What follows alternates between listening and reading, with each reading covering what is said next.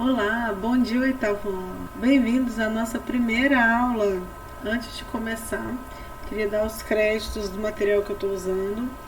Os slides eu tirei desse CDzinho aqui, que é um material de apoio do livro de vocês, da própria coleção de vocês, só que é de uma coleção anterior, porque a nova já está no conteúdo da BNCC. Então eu fiz algumas adaptações nesses slides e também vou usar um material complementar que eu tirei aqui desse CDzinho do livro da Sônia Lopes, do ensino médio, para mostrar para vocês uma animaçãozinha bem legal da célula.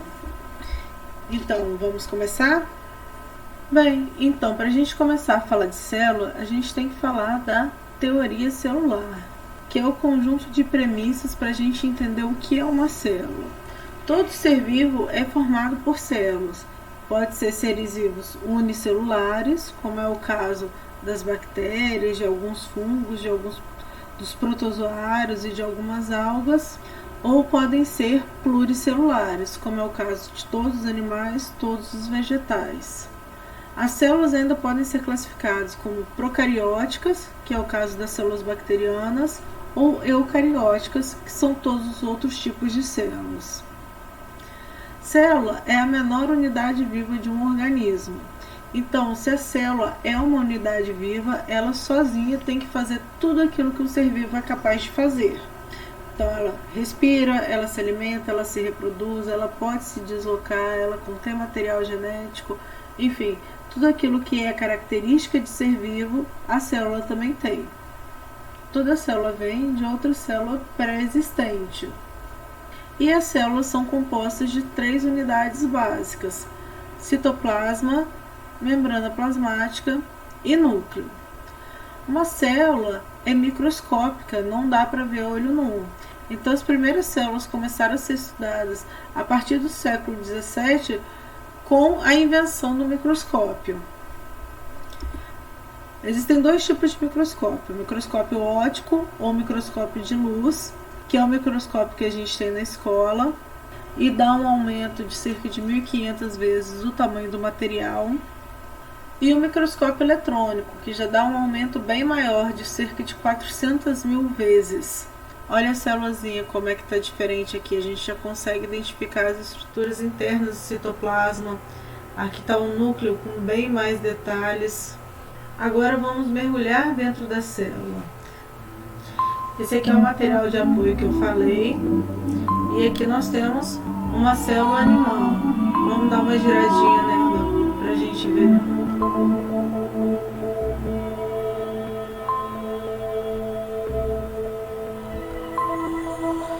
Girando no outro sentido.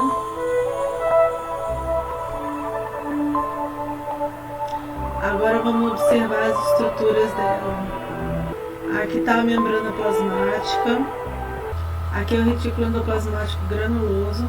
Ele tem esse nome porque tem muitos ribossomos grudados na membrana que o formam. Retículo endoplasmático não granuloso, ele já não tem os ribossomos. Complexo golgiense. Observe que ele é formado por várias vesículas que ficam bem próximas umas das outras. A mitocôndria, ela tem 2 membranas, uma interna e outra externa. Os ribossomos, além de estarem presos na membrana do retículo, também podem estar livres no citoplasma. Os lisossomos, com enzimas digestivas lá dentro. Os peroxissomos. Centríolo, que parece um monte de espaguete organizado. Rionúcleo. Agora vamos dar uma olhadinha na célula vegetal. Além da membrana plasmática, ela também tem a parede celular.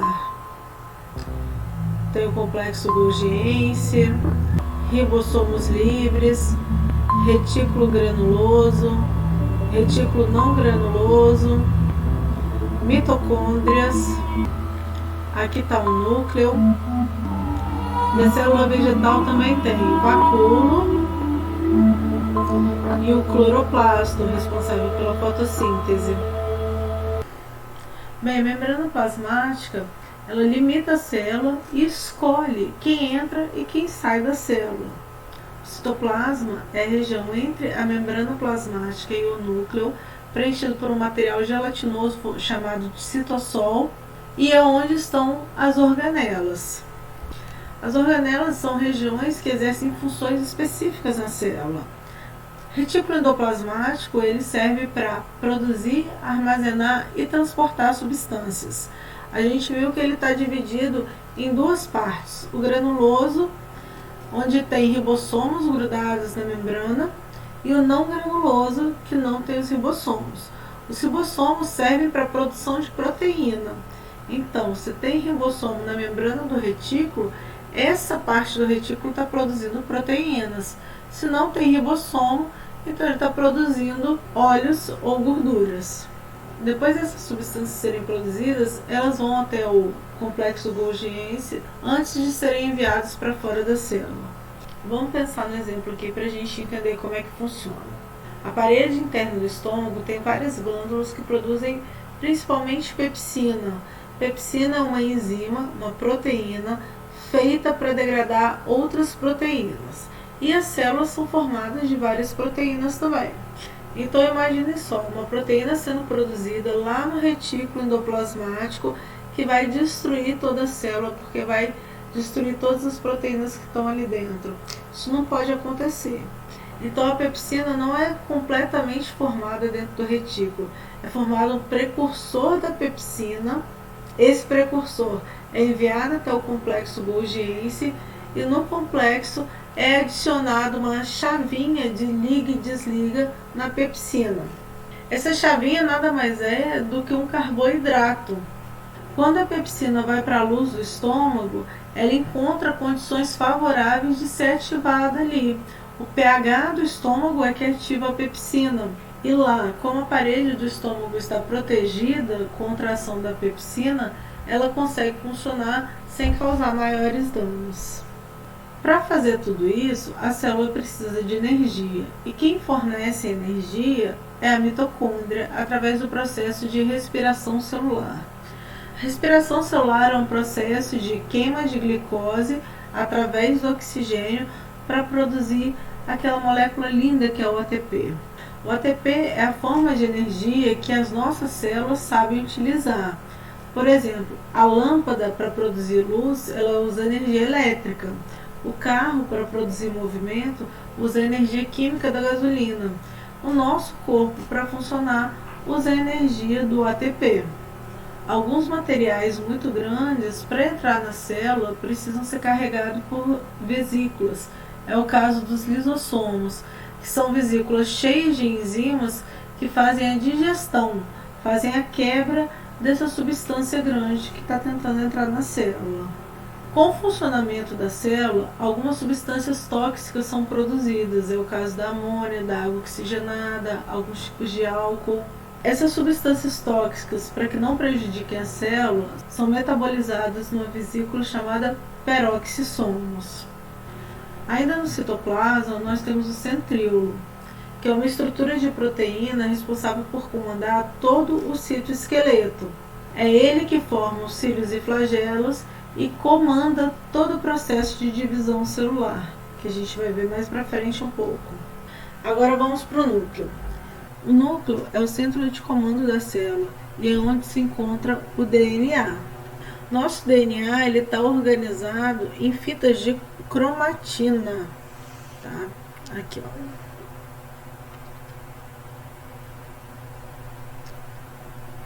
No período da célula que a gente chama de intérfase. Intérfase é o período que a célula está lá vivendo normal, sem fazer nada, só fazendo suas funções de célula.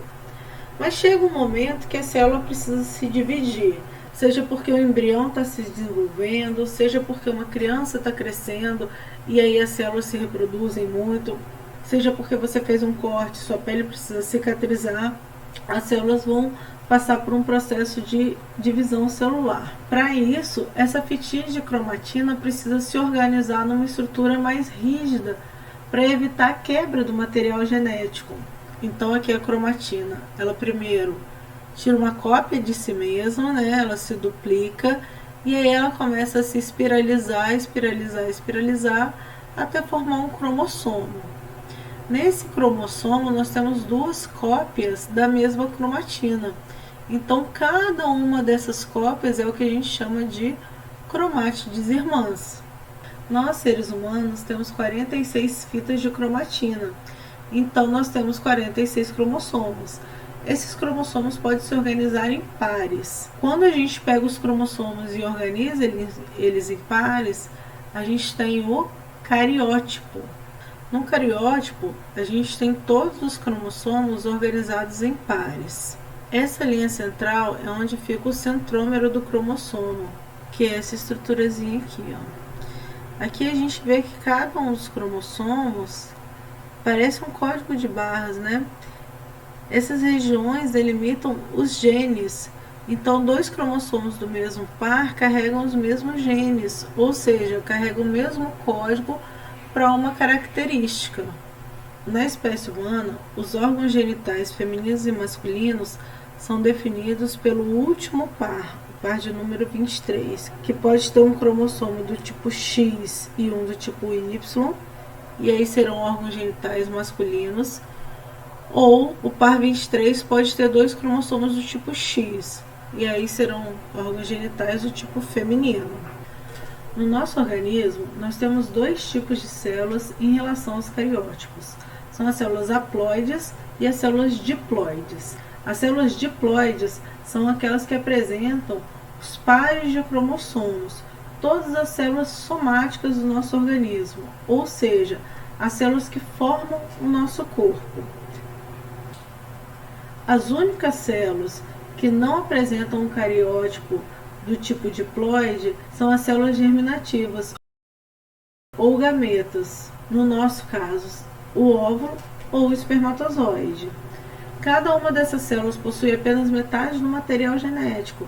Afinal de contas, na fecundação elas vão se encontrar e aí cada um carregando 23 cromossomos, eles vão se juntar para formar os 46 cromossomos organizados em pares. Bem, gente, a aula de hoje se encerra por aqui. Vocês já podem partir para as atividades lá no Google Sala de Aula. Boa atividade!